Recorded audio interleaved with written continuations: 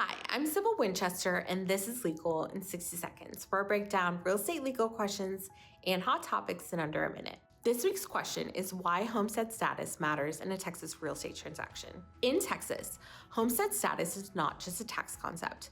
It is a constitutional protection that plays a critical role in real estate transactions. Under the Texas Constitution, a homestead cannot be sold or encumbered without the consent of the owner and the owner's spouse. A common misconception is that the spouse is required to sign closing documents because of Texas community property laws. While community property rules can apply, homestead law is often the real reason a spouse's signature is required.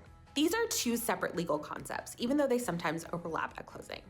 For example, if a property was acquired before marriage, it is generally considered separate property. However, if the spouses live in the property as their primary residence, it becomes their homestead.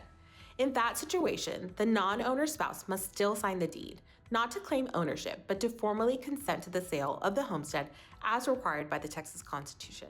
If the property was acquired during the marriage, Texas law presumes it's community property. In that case, both spouses must sign as owners. If they also occupy the property as their homestead, both signatures are required for that reason as well.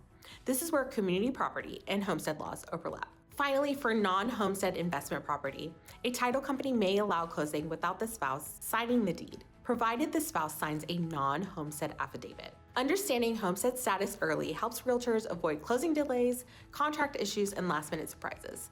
There you have it. Let us know what you like answered next.